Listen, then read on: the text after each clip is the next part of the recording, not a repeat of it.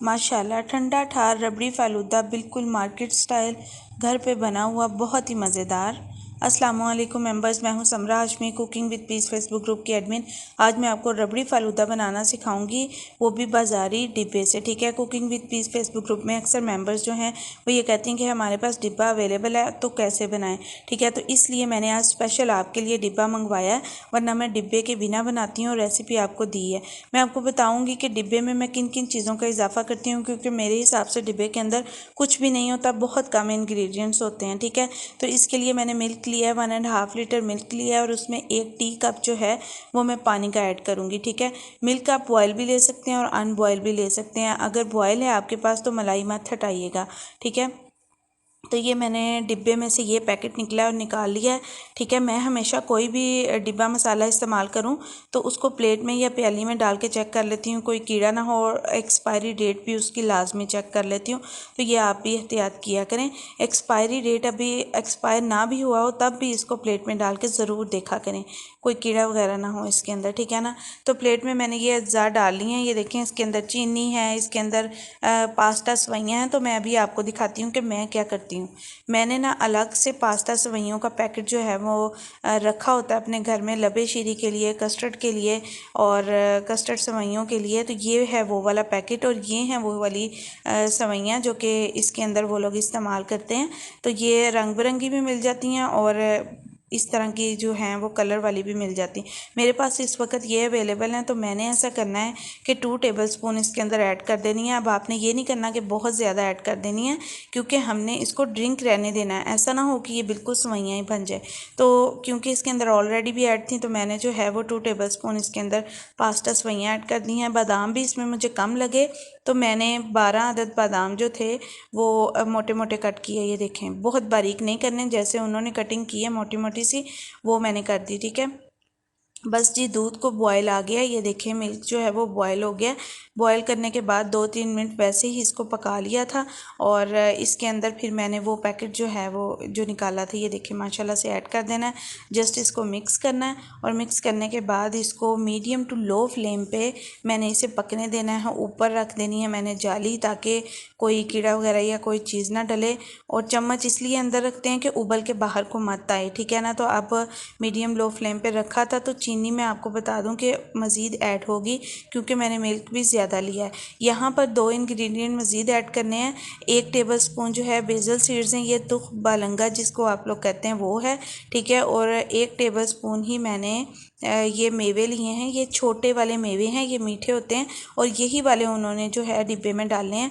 तो इसको भी एज इट इज़ ऐड कर देना और इसको अच्छे से हिला लेना है। ठीक है, इसको अच्छे से हिला के 2-3 मिनट आपने इसको पकने देना है। ये देखें माशाल्लाह से सब इंग्रेडिएंट्स पक रहे हैं। ये पक के गाढ़े भी हो जाते हैं और बहुत ज़बरदस्त लगते हैं। ज़्यादा भी नहीं डालने हैं, ठीक है, बहुत ज़्यादा नहीं डालने आपने। तो ये देखें जाली रखी हुई है और मैं आपको ये दिखाना था स्टेप कि ये यूं पक रहा है। थोड़ी थोड़ी देर के बाद मैं चेक करती गई थी। ये देखें, ये इस तरीके से हल्का हल्का हिला देना आपने और बस रूटीन वाइज जो भी आपने काम करने हैं आप करें। ये पकता रहेगा, कोई ऐसा देखें माशाल्लाह थोड़ी थोड़ी देर बाद इसको हिला के तो इसे मैं फिर ढक के रख देती हूँ, तो इसको पकने देती हूँ। ठीक है, तो इस दौरान मैं मीठा भी टेस्ट कर लेती हूँ। ये देखें माशाल्लाह मैंने इसको ढक के रख दिया और अभी इसे पकने देंगे।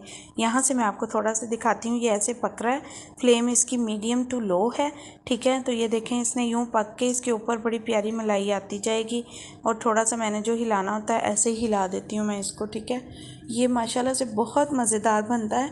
तो अच्छा, जब ये एंड होगा ना इसका, थोड़ा सा ये गाढ़ा हो जाएगा तो मैं इसको टेस्ट कर लेती हूँ। निशानी ये होती है कि गरम जो फालूदा है अगर उसको आप टेस्ट करें तो मीठा इसमें तेज़ होगा ना, तो ठंडा होने के बाद ज़बरदस्त और बेहतरीन होगा।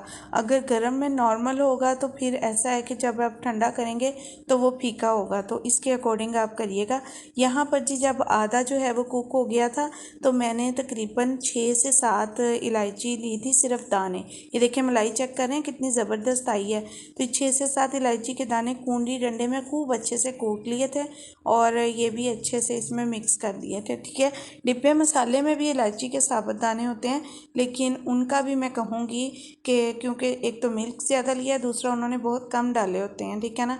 तो आपने खुद से इस स्टेप पर ऐड कर लेने हैं, तो इसका फ्लेवर बहुत ही रिच किस्म का आता है, बहुत ही मज़ेदार माशाल्लाह से आता है इसका। तो अच्छा, यहाँ पर मैंने एक छोटी प्याली जितना पानी ऐड किया था, वो इसलिए कि इलायची के दाने डाले थे ना, तो मैंने कहा कि वो ज़रा अच्छे से पक जाएंगे, ठीक है। और फिर इसको अगेन मैंने पकने के लिए रख दिया था। ये काफ़ी देर पकता है और बड़ा ये थोड़ा सा 1 लीटर जो होता है ना, यानी कि जो हाफ़ लीटर एक्स्ट्रा डाला है वो कुछ हद तक ड्राई हो जाता है। ये देखें आप, इसमें भारीपन और मलाई चेक करें इस पर माशाल्लाह से कितनी आई है। वो इसलिए कि हमने एक किस्म का इसे काढ़ लिया है। अच्छे से इसको पकाना है, ठीक है। तो बहुत ज़्यादा भी गाढ़ा नहीं कर लेना कि ये बिल्कुल ही वो कस्टर्ड टाइप के कुछ इस तरह का बन जाए। ये पीने के लिए हम बना रहे हैं। ये देखें, इसने काफ़ी क्वांटिटी अपनी जो है वो कम की है, काफ़ी ये ड्राई हुआ है, ठीक है। निशान आप चेक करें पतीली के साइड पे होंगे जितना ये सूखा है। तो इसको अच्छे से हमने जो है वो पकाया और उसके बाद मैंने चूल्हा बंद कर दिया। और ये देखें, जब ये रूम टेम्परेचर पे आ गया था तो ये इसकी कंडीशन थी, यानी कि रूम टेम्परेचर पे आने के बाद भी ये गाढ़ा होता है, तो इतना गाढ़ा था। अब ये मेरे बहुत काम आता है स्टील का, आप ये बाउल टाइप लगा लें, ये हॉट पॉट के साथ जो मिलते हैं ना वो वाला है। तो इसमें फ्रीज़र में रख दें, एक तो फ्रीज़र में ये ईज़िली आ जाता है, दूसरा इसमें जल्दी ठंडा होता है। तो मैं माशाल्लाह से इसमें डाल के अब मैंने फ्रीज़र में रख देना है। और अगेन इसको मैं बता दूं कि फ्रीज़र में इसको ऐसा ठंडा करना है कि इसमें साइड पे हल्की हल्की सी जो है वो बर्फ़ जम जाएगी, ठीक है। ये बहुत ही ख़ास रेसिपी आप अपने गेस्ट के आने पे बनाएं। मैंने भी मेहमानों के लिए ये बनाया था और बहुत ही माशाल्लाह उन्होंने पसंद किया और करते हैं। मैं हर बार ऐसे ही बनाती हूँ, लेकिन हर बार डिब्बा नहीं डालती। आपके कहने पर, आपकी रिक्वेस्ट पर मैंने डिब्बा जो है वो डाला है। अच्छा जी, फ्रीज़र में रखने के बाद मैंने निकाला तो ये ज़्यादा बर्फ़ बन चुका था, क्योंकि ज़्यादा टाइम रख दिया। कोई बात नहीं, ये रखते रखते ही, जितनी गर्मी है ना, रखते रखते ही मेल्ट हो जाता है। तो बस इसमें 1-2 बार मैंने चम्मच मारा, तो अब ये पड़ा रह के मैं आपको दिखाऊंगी कि ये मेल्ट कैसे होता है और इसमें क्या क्या इंग्रेडिएंट्स और ऐड होंगे, ठीक है। ये देखिए माशाल्लाह इसमें हल्की हल्की बर्फ़ है और ये अच्छे से मेल्ट हो चुका है।